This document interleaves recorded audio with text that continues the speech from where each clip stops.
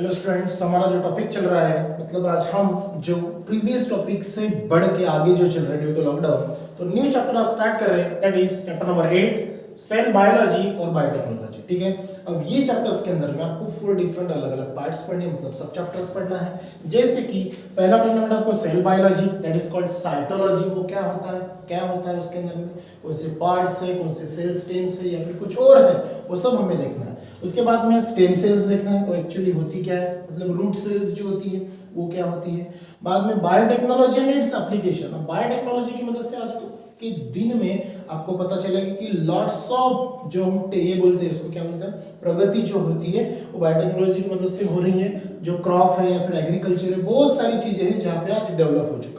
And last one important stages in development of agriculture, जो biotechnology की मदद से एग्रीकल्चर के अंदर में क्या हुआ है, डेवलपमेंट आज के दिन में आपको देखने मिलता है। ठीक है, तो सबसे पहले ये जो चैप्टर है अपना सेल बायोलॉजी, तो फर्स्ट ऑफ ऑल हम डिस्कस करते हैं बेटा सेल। ठीक है, अब ये सेल एक्चुअली होती क्या है। ठीक है, अब सेल अगर है तो ये वर्ड हमने देखा है लोअर क्लासेस में, तो ये जो सेल है ये हम बोलते हैं बेटा स्मॉलेस्ट पार्ट। कौन सा पार्ट?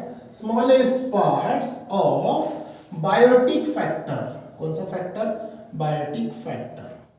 ठीक है, अब बायोटिक का मतलब क्या होता है? लिविंग। बायोटिक हम क्या बोलते हैं हमेशा?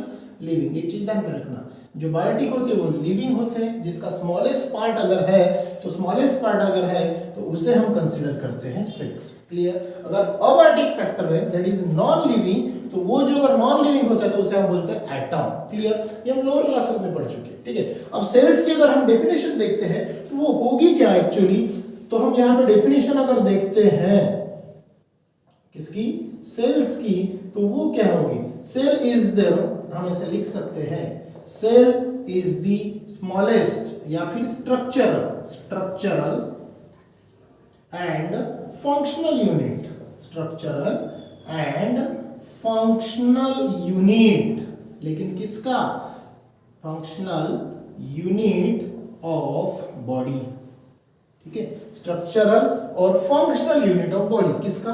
बॉडी का। बॉडी मतलब आएगा बेटा living, that is called biotic factor. ठीक है, अब लिविंग की जो बॉडी होगी उसके अंदर में सेल्स होगा। सेल्स का जो छोटा पार्ट है वो क्या करेगा? एक तो स्ट्रक्चर भी होगा, उसका स्पेसिफिक स्ट्रक्चर होगा, और साथ में उसका क्या होगा? कोई फंक्शंस होगा, तो वो पार्ट को हम बोलते हैं, क्या बोलते हैं बेटा? सेल्स। ठीक है, अगर हमने इसके पहले देखा है, अगर हम सेल्स को सेल के साथ जोड़े तो बनता है टिश्यू। ठीक है, टिश्यू को टिश्यू के साथ में जोड़े तो बनता है आपका टिश्यू सिस्टम। ठीक है, टिश्यू सिस्टम को हम टिश्यू सिस्टम्स के साथ में जोड़े तो वो बनेगा आपका ऑर्गन। ठीक है, ऑर्गन को हम ऑर्गन के साथ में जोड़ देते हैं तो वो बनता है आपका ऑर्गन सिस्टम। ठीक है, और ऑर्गन सिस्टम को हम ऑर्गन सिस्टम के साथ में जोड़ दे तो वो बन जाएगा आपका ऑर्गेनिज्म। क्या बनेगा? आपका ऑर्गेनिज्म। और हम उसी को हम क्या बोलेंगे? स्पेसिफिक ऑर्गेनिज्म जो भी है तो वो क्या रहेगा? उसकी स्पेसिफिक बॉडी रहेगी। और ऑर्गेनिज्म के स्मॉलेस्ट पार्ट मतलब बॉडी के स्मॉल पार्ट को हम क्या कंसीडर करते हैं? सेल्स कंसीडर करते हैं। समझ में आया? ठीक है, अब सेकंड स्टेप अगर है तो मैक्सिमम, जैसे एटम के बाद में मॉलिक्यूल्स को प्रेफरेंस ज्यादा देते हैं, उसी प्रकार यहाँ पे हम टिश्यू को प्रेफरेंस देते हैं। क्या होता है?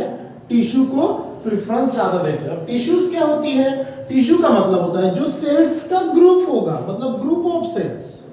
क्या होगा?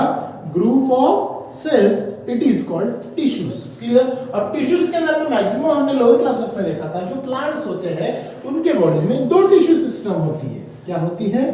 टिश्यू सिस्टम होती है। जो प्लांट से रिलेटेड हमने देखा था, जिसमें नंबर 1 था बेटा आपका जाइलेम और दूसरा था फ्लोएम। ठीक है, जाइलेम और फ्लोएम। अब जाइलेम और फ्लोएम, इसके पहले हमने देखा है कि टिश्यू सिस्टम होता है। हमारे बॉडी में भी अलग अलग टिश्यूज होती है, उनका अलग अलग काम होता है। तो यहाँ पे जो आपको जाइलेम दिख रहा है, यहाँ पे कौन दिख रहा है? जाइलेम। तो ये क्या करता है? Carries water. Xylem carries water. और दूसरा जो है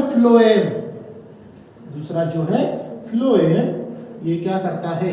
आईएस। ठीक है, कैरीज वाटर और कैरीज ये मिनरल्स।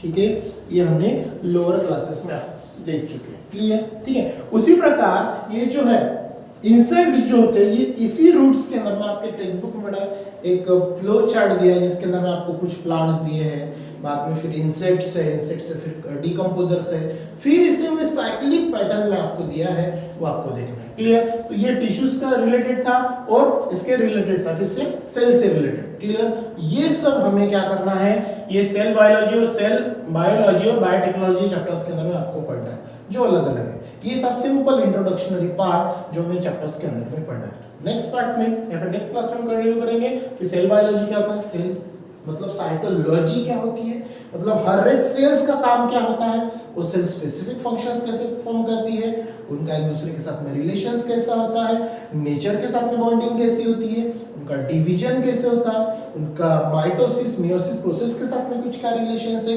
ये सब हमें ये चैप्टर्स के अंदर में पढ़ना है। बाद में कुछ सेल्स ऐसी होती है जो ऑर्गेनिजम्स के अंदर में प्रेजेंट होती है, कुछ नहीं होती है। साथ में एग्रीकल्चर फील्ड में आपको यूजेबल कैसी होती है या फिर अनयूजफुल कैसी होती है, ये सब चीजें हमें ये चैप्टर्स के अंदर में वन बाय वन पढ़ना है। क्लियर? तो ये था आपका आज ओवरऑली चैप्टर्स का इंट्रोडक्टरी पार्ट। कंटिन्यू में हम करेंगे नेक्स्ट वीडियोस में ये चैप्टर का जो आगे का पार्ट है वो कंटिन्यू करेंगे। ठीक है? So thank you.